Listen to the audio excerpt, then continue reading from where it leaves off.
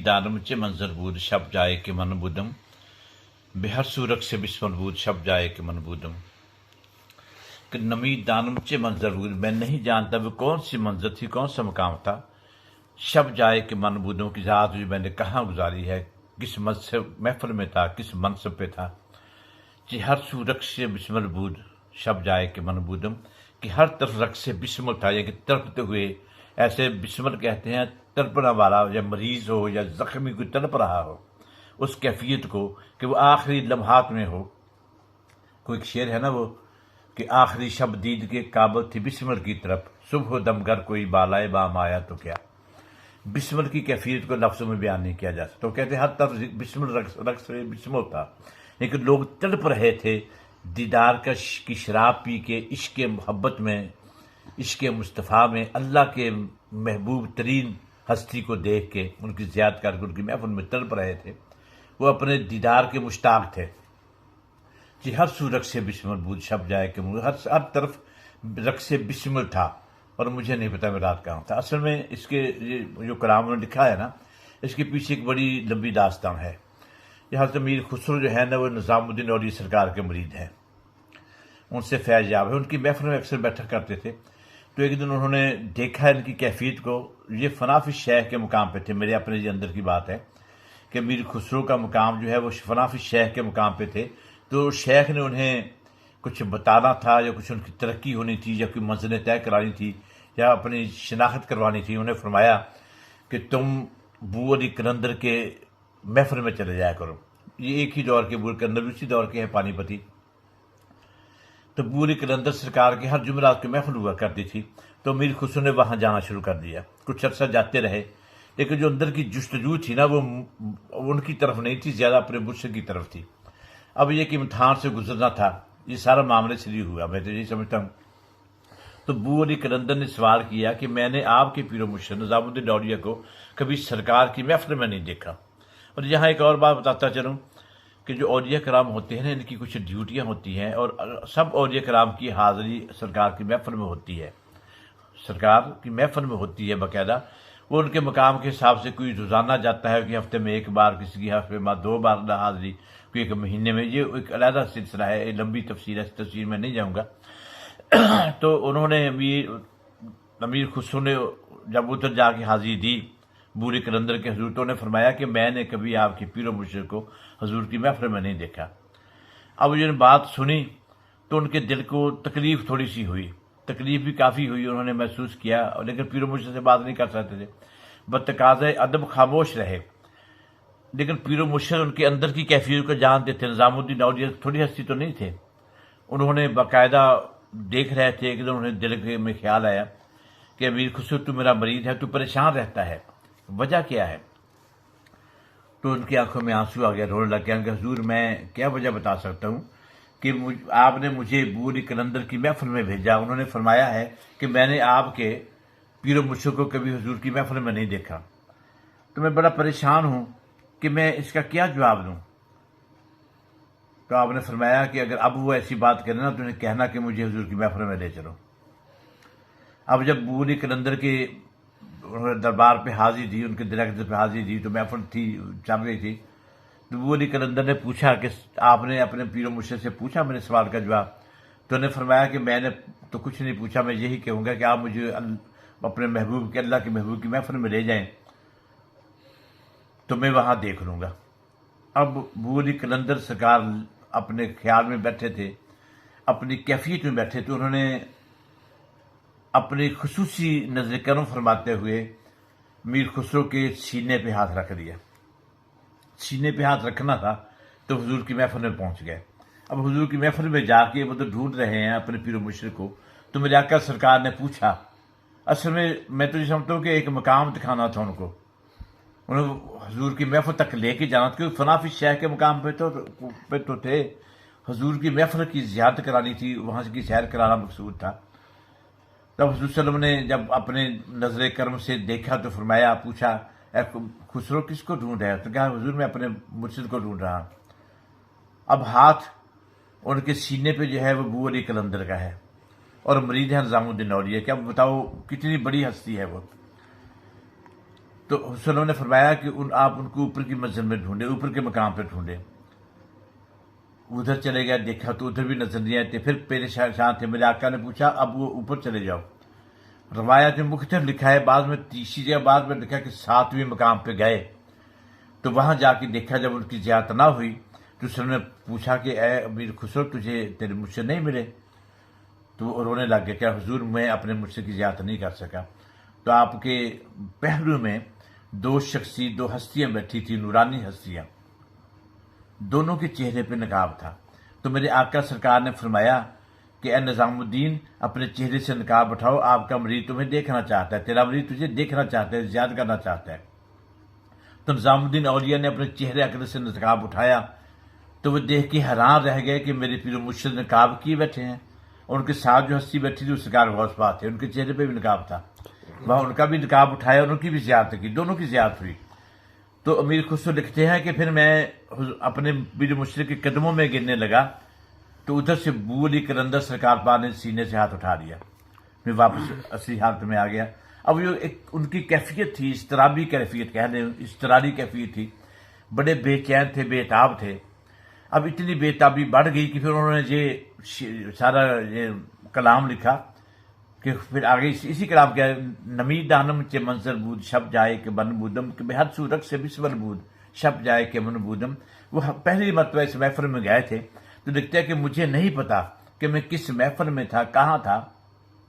لیکن وہاں ایک بسمر سا رقص تھا، لوگ دیوانہ وار ہو کے رقص کر رہے تھے، لوگ ایسے رقص کر رہے تھے جیسے بے تابی کے عالم میں ہو، کوئی پیاسا ہو، شدید زخمی ہو، ایسے تڑپ رہے تھے، رقص کر رہے تھے۔ اصل میں وہ رقص کس بات پہ کر رہے تھے کہ اللہ کے حضور، اللہ کے محبوب کے حضور وہ حاضر تھے، اور پروانے جب شمع کے قریب جاتے ہیں تو وہ رقص تو ہوتا ہے، بے خودی ہوتی ہے، وہ جل کر مرنے کے لیے تیار ہوتے ہیں۔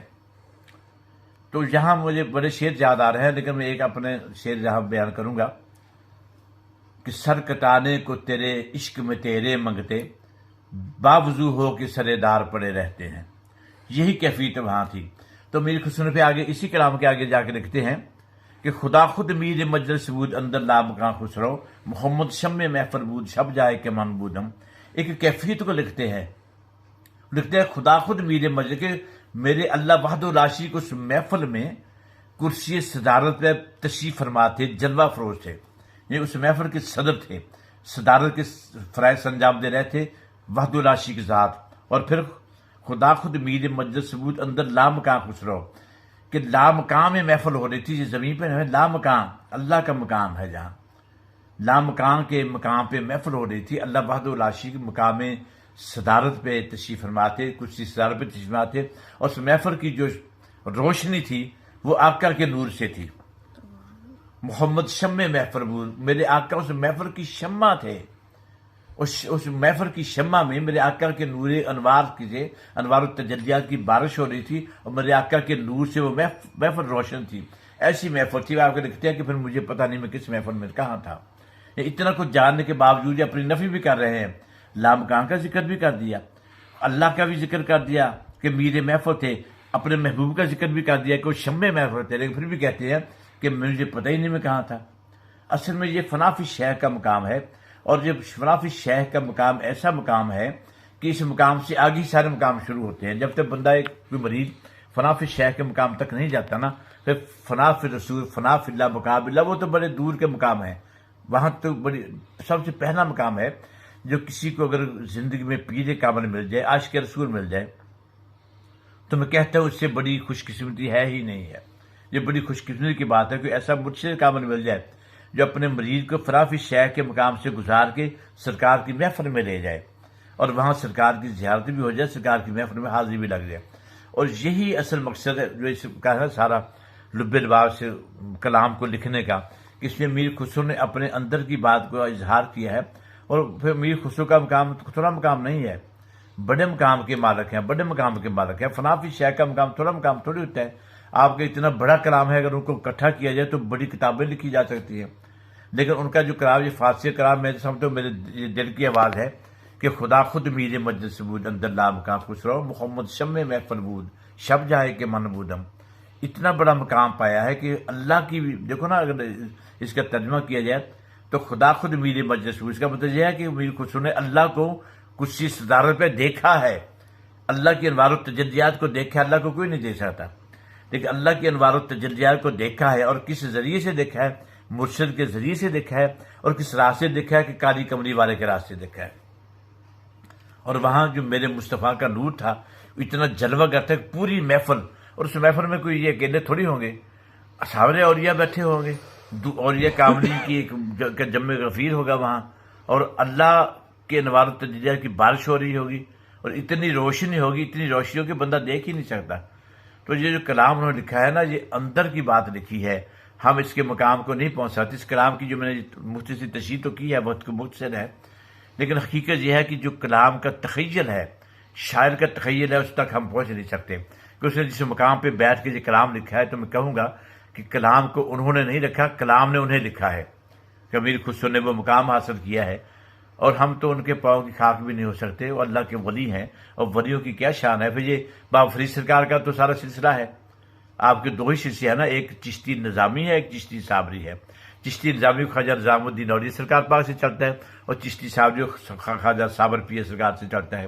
اور یہ دونوں سلسلے پوری کائنات میں تو دیکھو، پوری زمین پہ پھیلے ہوئے ہیں، ہر ملک میں موجود ہیں۔ چشتی میری سرکار پاک ہیں، اس کے یہ روحانی سلسلے ہوتے ہیں، ان کو کوئی نہ روک سکتا ہے نہ یہ رکتے ہیں، یہ چلتے رہتے ہیں، اور اللہ کے حکم سے چلتے ہیں، کہ اللہ خود ان کی حفاظت فرماتے ہیں، اللہ کے محبوب خود ان کی حفاظت بھی فرماتے ہیں اور رہبری بھی فرماتے ہیں۔ تو یہ جو کلام انہوں نے لکھا ہے نا، یہ میرے دل کی آواز ہے، اور میں یہی کہوں گا کہ ایسے جو کلام ہے نا، ان کو گہرائی تک مطالعہ کیا جائے، یہ ایسے مقام اس میں نظر آئیں گے آپ کو کہ آپ کی روحانیت کی سیڑھیاں چڑھتے چلے جائیں گے۔ اور جو بندہ اس کلام کو سمجھ لے نا، یہ دونوں شعروں کے سامنے جو شعر لکھے گئے ہیں، میں یہ سمجھتا ہوں کہ وہ سلوک کی منزلیں طے کر لے گا، وہ ولایت کی سیڑھی چڑھنا شروع ہو جائے گا، اور اس کے اندر ایک جستجو، ایک طلب پیدا ہو جائے گی، اس کے اندر ایک روح رقص کرے گی، اس کے اندر کوئی چیز رقص کر رہی ہوگی، اور وہی رقص سے بسول ہوگا، اور ایک دن ایسی تڑپ ہوگی کہ اس کے سرکار کی زیارت بھی ہوگی، اور امیر خسرو کی زیارت بھی ہوگی۔ یہ کوئی چھوٹی بات نہیں، یہ بڑی بات ہے جو میں کر رہا ہوں۔ اللہ تعالی ہم سب کو اس پہ عمل کی توفیق عطا فرمائے، اور اولیاء کرام کے مقام کو سمجھنے کی توفیق عطا فرمائے۔ آج لوگ اولیاء کرام کے حالات پہ کوئی انگلی اٹھا رہا ہے، اس کی ذات پہ انگلی اٹھا رہا ہے، یہ لوگ اندھے نابینے ہیں میری نظر میں۔ کیوں؟ کہ یہ عقل کے اندھے ہیں، ان کو کچھ نظر نہیں آتا، یہ وہ ان کی آنکھیں بڑی بڑی بھی ہوں گی، لیکن اس کے باوجود یہ روحانی طور پہ اندھے ہیں، ان کے اندر روشنی، ایمان کی روشنی، یقین کی روشنی، عشق مصطفیٰ کی روشنی نہیں۔ اگر عشق مصطفیٰ کی روشنی کے اندر ہو تو اس روشنی میں سارا دیکھ سکتے ہیں کہ کون کس محفل میں ہوتا ہے۔ تو اصل میں یہ خواجہ نظام الدین سرکار نے اپنے مرید خاص امیر خسرو کو مقامات کا طے کرانا تھا، اور انہیں پھر بوری قلندر کے سرکار کے حضور بھیجا، اور وہاں سے منزل طے کرتے ہوئے اللہ کے حضور حاضر ہوئے، اللہ کے محبوب کی محفل میں حاضری ہوئی۔ یہ ان کا بڑا کمال ہے، اور میں سمجھتی سارا کمال پیر مرشد کی نظر کرم سے ہوتا ہے، فنافی شیخ کے مقام پہ جا کے ہوتا ہے، اور ان کے پیر مرشد کا خاص کرم تھا آپ پہ۔ خواجہ نظام الدین اولیاء سرکار پاک کا اتنا کرم تھا کہ آپ بہت ان سے پیار کرتے تھے، شفقت کرتے تھے، اور اسی شفقت اور محبت کا نتیجہ تھا کہ آپ نے انہیں ولایت کی منزلیں طے کرائی۔ اللہ تعالیٰ ہم سب کو اولیاء کرام کو سمجھنے کی توفیق عطا فرمائے، ورنہ یہ منزلیں بہت مشکل ہے، سمجھنا اتنا آسان نہیں ہے۔